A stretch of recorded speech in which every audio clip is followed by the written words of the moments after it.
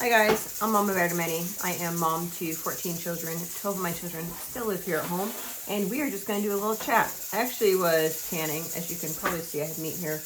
This will actually be on Every Bit Counts challenge, but I was just really pondering my great aunt, who was my grandmother who just passed, her sister, her baby sister. She was here for a few days. She actually went camping with us. It was fun. We went camping. My grandmother used to take her children camping. So we ended up renting a campsite with like a pavilion, and we all went camping on the ocean because she was from Cape Cod, and she loved the ocean. I love the ocean too. I always think about like, oh, it'd be nice to move to wherever, but I'm like, I have to be within a day's drive of the ocean. Like, it's just something like in me, like I need the ocean.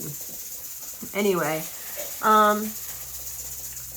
so I was thinking as I'm doing this, and I know a lot of my viewers are younger, oh my goodness, older than I am, and maybe your families are already gone and or not living with you currently. And I was talking to my aunt, and I've talked to her a bunch about this type of stuff. She is really an inspiration. She is, do you know how old she is? I think she just turned 6. I don't know. I think she's in her 70s. Trying to figure out like where. Maybe she's in her 80s. She might actually be in her 80s. Oh, I actually think she's 82. 82, yes. We had a birthday for her last year, and my brain just couldn't function. So she is 82. She is a sweet woman, very sweet woman. But she is very skilled. I remember when she used to live in my the house that she grew up with, and she took care of her dad for a long time in that house. He was an alcoholic, and she did lots of that stuff. I remember her canning as time went on and such, just doing little tidbits of canning. Thought it was so sweet. So she comes here, and my kids were going, some of my children were going to go pick blackberries. And she was like, oh, I want to go do blackberries. And she is just like a go-getter. Now the day before? No, that was before. So she goes and she wants to pick blackberries, and she asked, like, can I take some of these home with me so I can make some jam? And I was like, yeah, absolutely. And then later on, we're camping, and it's funny because I was thinking it in my brain. We've done lots of apples, but where we were camping at, there was a ton of apple trees. Like, it's about 2 hours from here. And we didn't really have space to be able to put apples, but I was like, man, there's a lot of apple trees there. And so she's like, there's apples all over the ground over there. Do you think I could pick those up? And I was like, I don't think that's an issue at all. So she went and she got herself a baggie of apples to take home so she could make her applesauce. And we had just been talking, and she is very, at this stage in her life, she doesn't have a very big income. It's recently, we encouraged her to go ahead and start like utilizing a food pantry, as well as get food assistance. She did not grow up like that. She worked hard her whole life, and she's on Social Security now, and they had upped a lot of her rates where she lives as far as housing goes, and she was just struggling. And so I really encouraged, and I think my mother had done too, encouraged her, like, go see what assistance you can get. She actually still volunteers. She actually volunteers with people who are older. A lot of those people have Alzheimer's. She also does some things like with her church and stuff.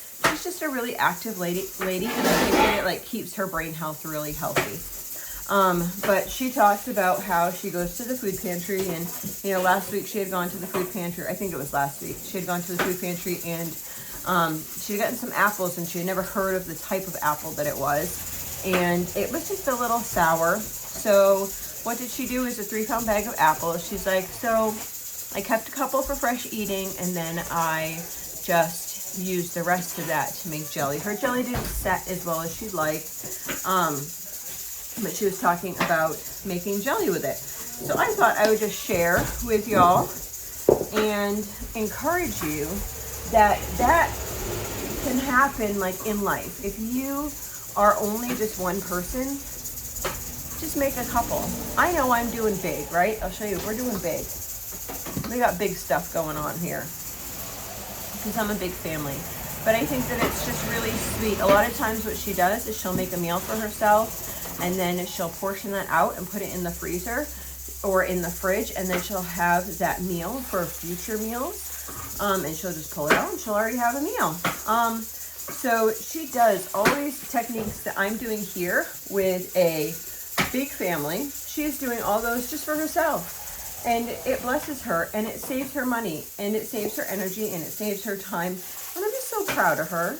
I know that sounds so silly, but like I'm just proud of her for being such a good steward of what God gives her. And if there's little tidbits here and there, she will go and she sees, all right? Like she sees what can be done. She talks to her local people. She talks to her local farm and she says,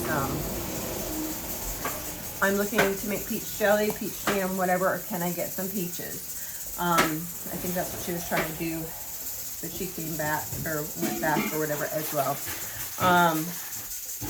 She just does, right? And that is so, it's so beautiful. And it's also beautiful because what's happening is she's still living life and doing all the things, even though it's just her, and that gives her joy and that gives her contentment and satisfaction. And I just feel so blessed by that. Even, you know, chatting with her over like the different things that she's doing or canning or whatever is like a pleasure for me, because it's like a generation like pushing on to another generation. And I hope to do that for my kids, like push that on to another generation. But I wanted to just share because she is older, and I know quite a few of the people that watch are older. Another thing that she was talking about was, we were just really busy, was like the Depression. And so my grandmother was born in 1934. She was born a little bit after, but they also lived on the Cape Cod. So everything kind of did rationing for a bit longer because they were so far out from a city, and talking about like just their ration cards and how to stretch meals and how to stretch meat and how nothing went to waste and how they reused everything. And she's definitely like a fold your aluminum foil and, you know, keep that little piece of string type lady. And it is just a blessing. And I think it's a lost art that we have lost in our generation. And it needs to come back. But I thought I would share because I wanted people who see my big and get overwhelmed to just be okay with, hey, if I buy 3 pounds of apples because it's cheaper, or I get them from a food bank, that I can do something with those that will bless me in the future before they go bad. So I hope this little tidbit blesses you, and have a great and wonderful day.